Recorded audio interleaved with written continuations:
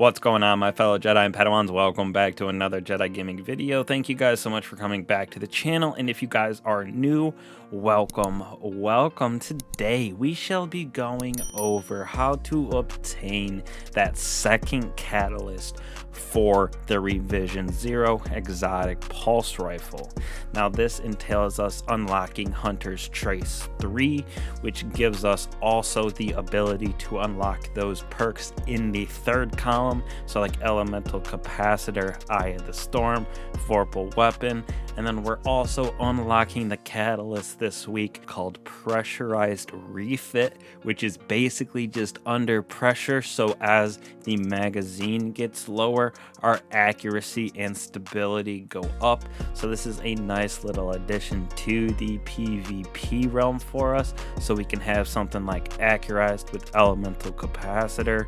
Using Void, you get like 100 stability on that bad boy. Plus with Pressurized Refit, it is super sticky, and that accuracy and stability just feels so nice. Now to actually obtain this part of the catalyst for the weapon, just like last week, we have a couple steps to do in our seasonal quest. More than a weapon, gotta go through, spend those Seraph keys in the heist mission, etc., making our way to step 41, where we head back to Rasputin in the helm, talk to him, and he will give us the part 2 of should you choose to accept it, which again is for the catalyst right here, sending us back into a legendary version of Operation Seraph Shield. Now before we head into that legendary version, we have a couple steps that we have to go through first. First off, we have to get the index downloaded at the Seraph station on Twilight Gap. Now this is located in the helm. It is super easy to find right below the other missions inside of the helm right there.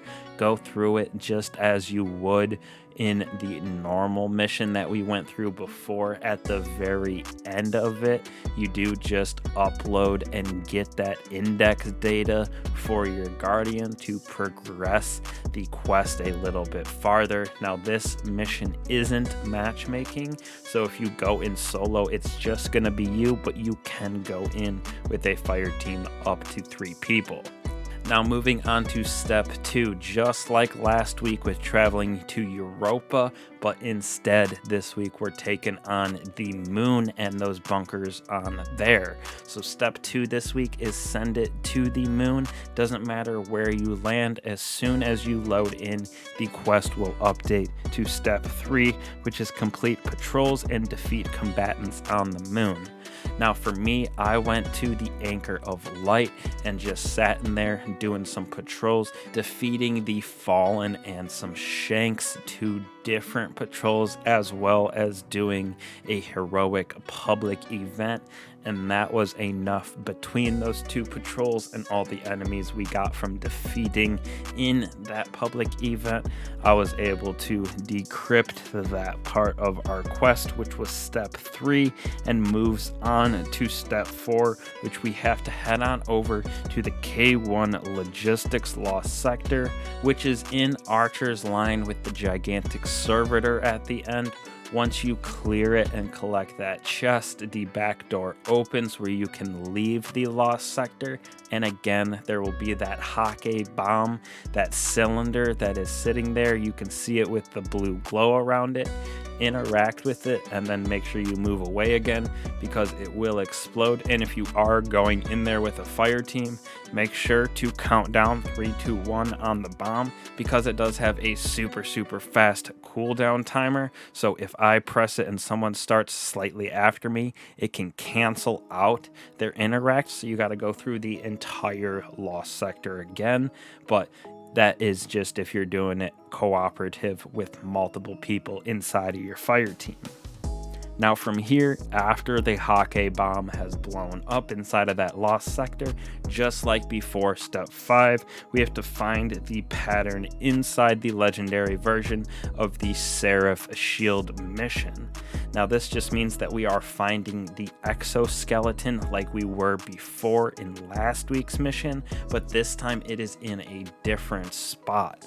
So the spot that this one is in is once you progress far enough inside of the legendary version in step 5 to find this little area right here. Once you get the operator buff, you shoot the first door and open it, and there will be 2 shriekers that spawn, a couple knights, and a bunch of cursed thrall. Make sure to wipe those all out, and in the back corner of this room there is a little vent with some white pipes in it where you go to shoot your second data pad with the operator buff. Now instead of shooting and going in that direction, you take a left and keep following these vents around where you will find your second exoskeleton down here, which is what we're looking for the pattern of Rasputin and continuing that catalyst.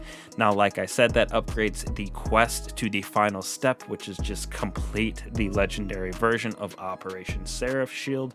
So just go through like normal the rest of the way and complete this bad boy, going in, defeating that final boss, uploading the virus into the Nexus, and collecting that double chest at the end, which again rewards us with that Hunter's Trace 3, as well as that catalyst for this weapon in the second iteration with Under Pressure, or it's called the Pressurized Refit, does the exact same thing.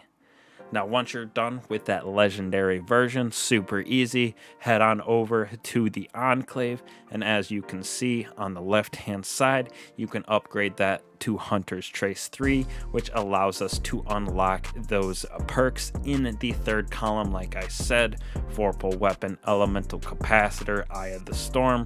We're able to pick and choose all of those now, with one more iteration in the stocks coming, and then we do have 2 catalysts left in Outlaw, as well as 4th times the charm, so a little mixture of PvE, PvP. Definitely excited to get these. I would assume it's going to be the same thing as it is right now, just on a different planet next week.